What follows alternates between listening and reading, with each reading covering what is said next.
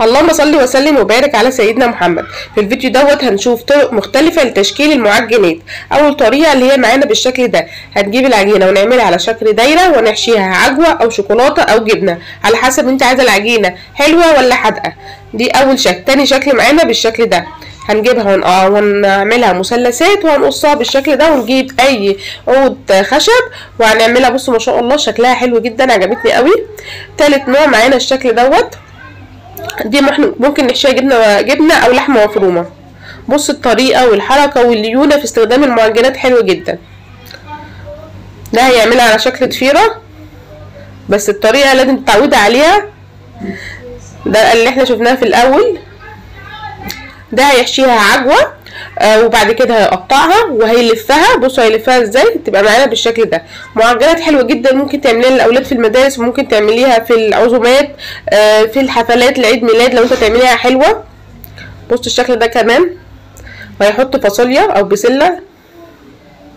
اللهم صل وسلم وبارك على سيدنا محمد. بسله. وده هيحشيها بقى جبنه عليها اللهم صل على النبي بقدونس، او عليها انواع فلفل مختلفه. كذا شكل لاستخدام المعجنات هتعجبكم جدا. ده هيقطعها على 8 قطع، وهيعملها الاول بالشوكه وبعد كده يقطعها وهيقفلها. حلوه جدا ما شاء الله. معلش بقى الاولاد عاملين دوشه عندي. ده هيحشيها لحمه مفرومه او جبنه، اي حشوه انت بتحبيها. ممكن تونه كمان وتحط عليها مثلا زيتون.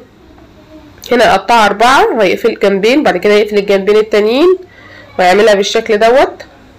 ما شاء الله شكلها ورد جدا. يعني انت ممكن تعملي منها كميات وتعملي منها في اعياد ميلاد، في المناسبات. اللهم صل وسلم وبارك على سيدنا محمد. دي عجبتني جدا جدا جدا. عمل العجينه من جوه لونها اخضر ومن بره حرفها ابيض. وبعد كده بصوا الطريقه والتشكيل والفن في استخدام المعجنات عامل ازاي. يعني بصراحه يا جماعه المعجنات والاكل دوت ابداع. لازم اللي يقف يعملها كده يعملها بمزاج، مش اي حد يعني انت لما بتقفي تعملي حاجه كده بمزاج وبحب بتطلع الحاجه حلوه جدا. لكن لو وقفتي تعملي الحاجه كده وانت مالكيش مزاج ما بتطلعش حلوه خالص. سبحان الله.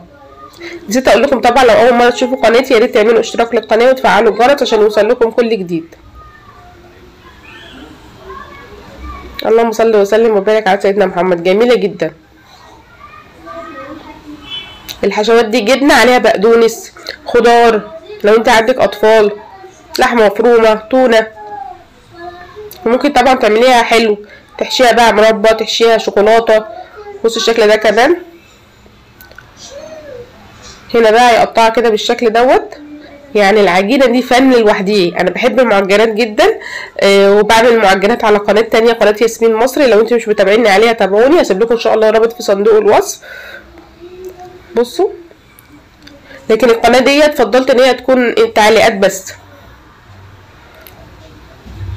واكتبوا برضو رأيكم، انتوا بتحبوني في التعليقات ابقى معلقة كده ولا مش لايقة.